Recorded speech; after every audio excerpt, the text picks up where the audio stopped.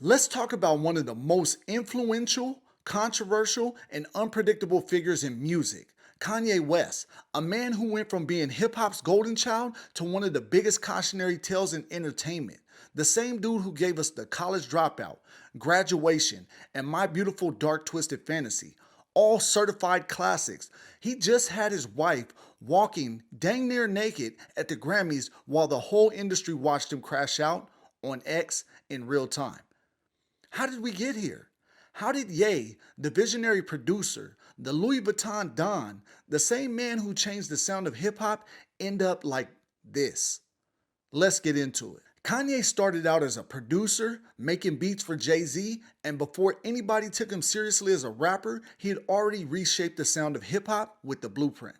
But Kanye wasn't about to stay behind the scenes. He fought his way into the rap game, and when The College Dropout dropped in 2004, it was like a cultural reset. Nobody sounded like him. He wasn't a gangster rapper. He wasn't chasing trends. He was talking about real life struggles, dreams, faith, heartbreak, all over beats that were soulful, orchestral, cinematic. And then he hit us with Late Registration and then Graduation. Bro, that was a movement.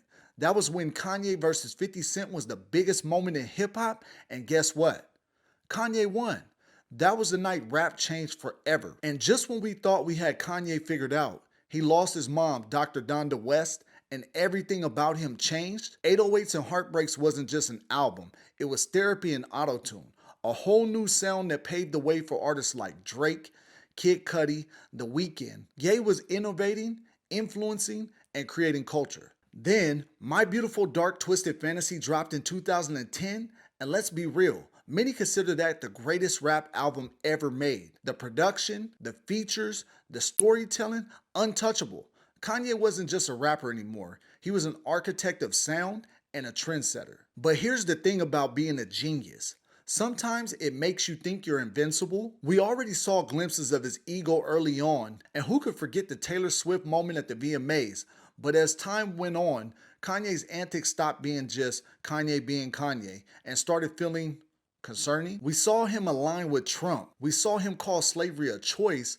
We saw him lose friends, alienate fans, burn bridges, and then the divorce with Kim K happened, and that sent him into a spiral. Instead of focusing on music, Kanye turned social media into his personal therapy session, beefing with Pete Davidson, calling out the Kardashians, ranting about the industry, and the music, it started suffering. Donda had some moments, but nothing hit like the old Kanye, and then came Donda 2, which was exclusive to a device that nobody wanted. By the time Vultures dropped, it was clear Kanye wasn't the same. He was still talented, still a musical genius, but the magic was fading. And this is where things went from bad to just straight up embarrassing. Kanye took his self-destruction to the one place where everybody's watching, X, formerly Twitter. Instead of interviews, he was posting conspiracy theories. Instead of music, he was beefing with entire communities. He got banned, reinstated, and then kept going. Every time people tried to give him grace, he doubled down. And then the Grammys. Oh man. Kanye didn't win. He barely got acknowledged, but what stole the show? His wife, Bianca Censori, walking down the red carpet looking like she just got out of a weird art experiment. It wasn't even fashion. It wasn't even a statement. It felt like humiliation, like Kanye was making a spectacle out of his own downfall, and the industry, they just watched.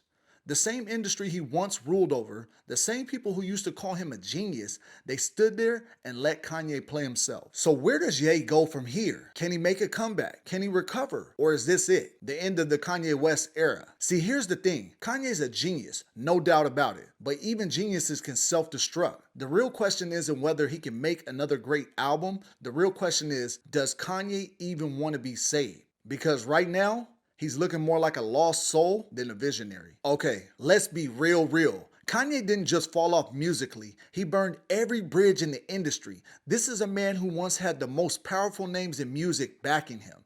Jay-Z, Beyonce, Drake, Rihanna. At one point they were all in his orbit. Now, they don't even mention his name. After the anti-Semitic comments, after the reckless interviews, after cutting ties with brands like Adidas and Balenciaga, Kanye made himself untouchable. but not in a good way. He went from being a billionaire to watching deals disappear overnight. The same industry that once celebrated his every move is now treating him like an outsider. And what does Ye do? Does he take a step back? Does he reflect? Nope. He doubles down. He surrounds himself with yes men, people who enable the chaos, and now instead of leading culture, he's a walking meme. Anybody remember when Kanye was setting trends? When every artist followed his lead? Now he's just trying to get a reaction. Is there a way back? So let's ask the big question. Can Kanye come back from this? Look, if there's one thing about hip-hop, about music, it's that people love a redemption arc. But redemption takes self-awareness, it takes accountability, and that's the part Kanye refuses to embrace. Every time he gets a chance to make things right, he sabotages himself again. Musically, we all know he still got it. Vultures had some moments, but Kanye needs more than a hit song. He needs to rebuild that trust. He needs to show people that he's not just spiraling deeper into whatever mess he's created. But the way things are looking, Kanye doesn't want redemption. He wants attention, and in 2024, 2025, that's not enough. So what do y'all think? Is there still hope for Kanye, or is he too far gone? Drop your thoughts in the comment, and let's talk about it. Thanks, Splashers, for watching.